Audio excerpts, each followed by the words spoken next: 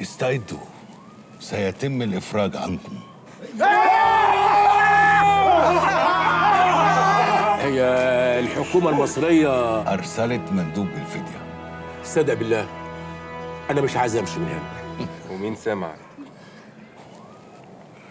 تعالوا معايا علشان تقابلوا المندوب ويتم التسليم. يلا.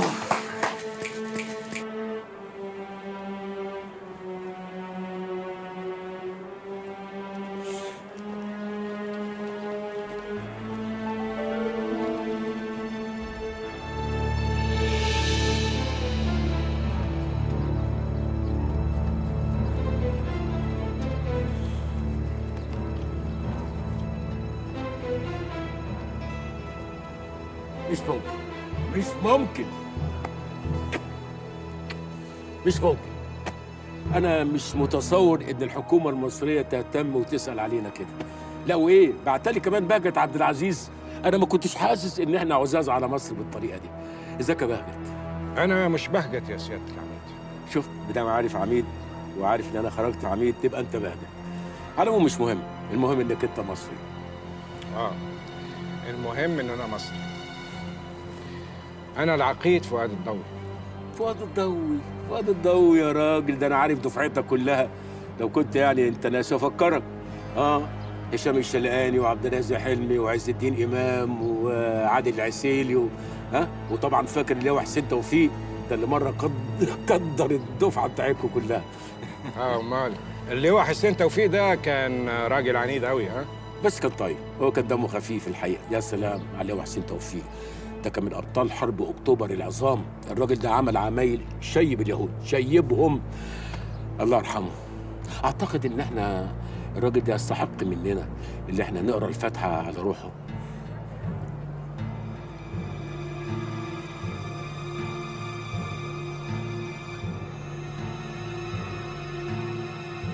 امين.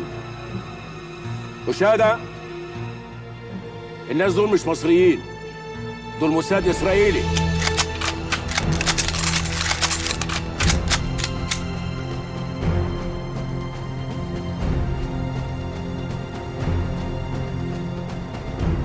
شفت؟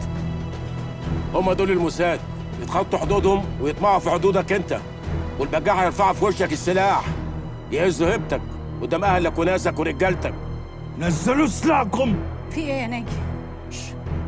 احنا هندفع لك فيهم قد ما المصريين هيدفعوا اكتر، ده اذا المصريين دفعوا اصلا. هتدفعوا تحت تهديد السلاح؟ نزلوا سلاحكم.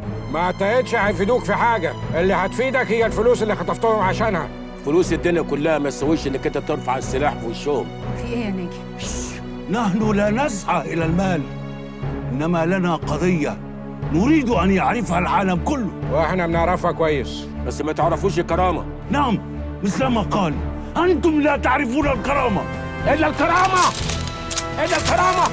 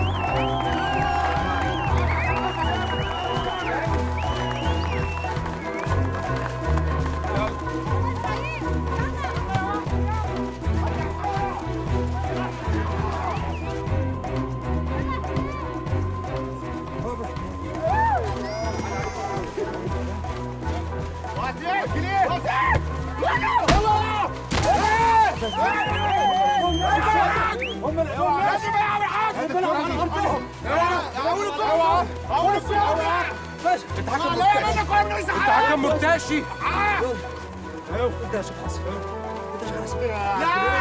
انا اللي هشوط، انا اللي اتصاب. انا اللي هشوط يلا. لا انا اللي اتصبت، القانون بيقول كده. ده قانون ام الخوالي ده. العب يلا.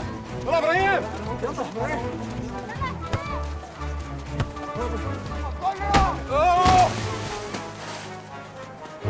ايه مالك يا ابراهيم؟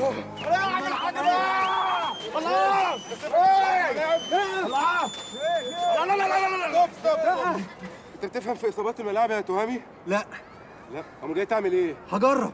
انت جاي تجرب في رجلي؟ اوعى. سيبنا يا ابراهيم، اسيبك ايه؟ اوعى. سيبنا يا ابراهيم.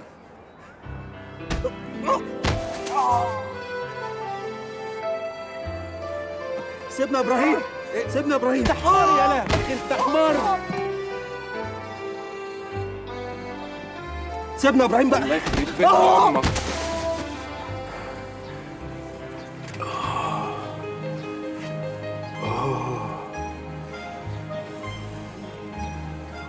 عارفه يا جوجا لو بتتكلمي عربي ده انا كنت قلت لك كلام عمرك ما سمعتيه. ده انا مش بعيد كنت اقول فيك الشعر لاول مره في حياتي. كلمي، قولي إبراهيم. ما انا هتكلم واقول بس.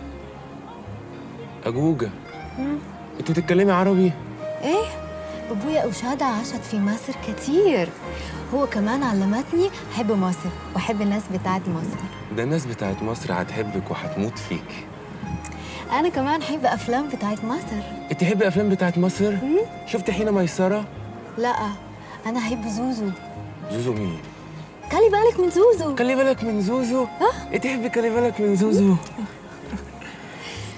يلا قولي الشعر بتاعك. شعر؟